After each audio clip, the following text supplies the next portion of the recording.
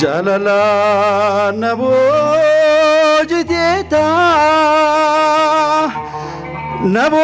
jiteta gofta diga ketini enyutu siraha adan basa namba sabako belifde buni enyutu siraha adan basa namba sugofta hundargachuni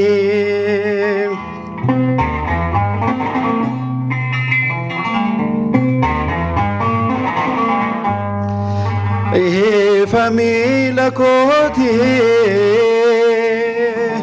michu amanama jahalala nawamte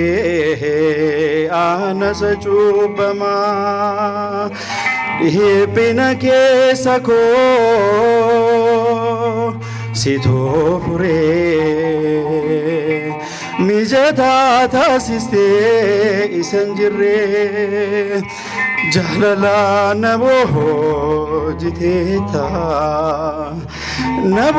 jiteta gofta diga ketini enyutu siraha adan basa namba sugofta hundargachuni enyutu siraha adan basa namba sobako hundadabuni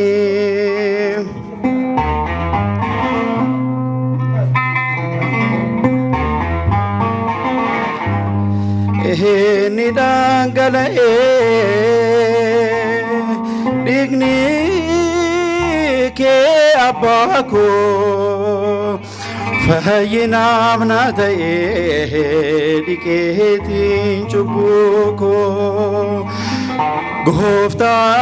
manama ati jilbakoti si farfaden gufo ahni barakoti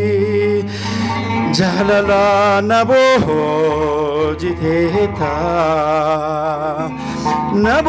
jiteta gofta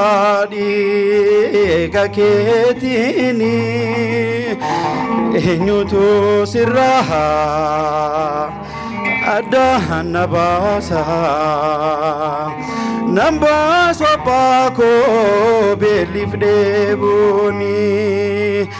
enyutu siraha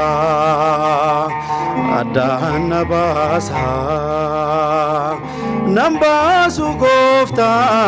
hundargachuni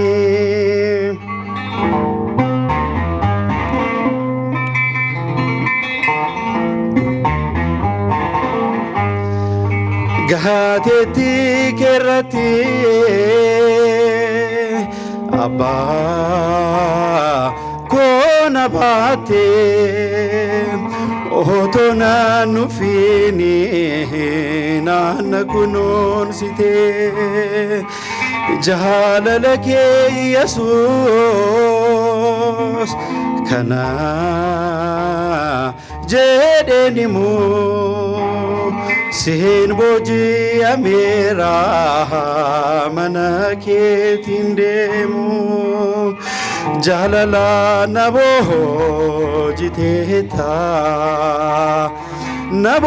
jiteta gofta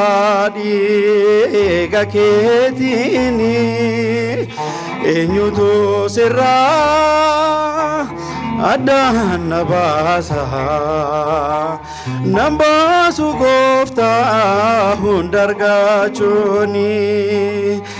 enyutu sirra adan basa nan baasu abbaa koo hunda dhaabuuni.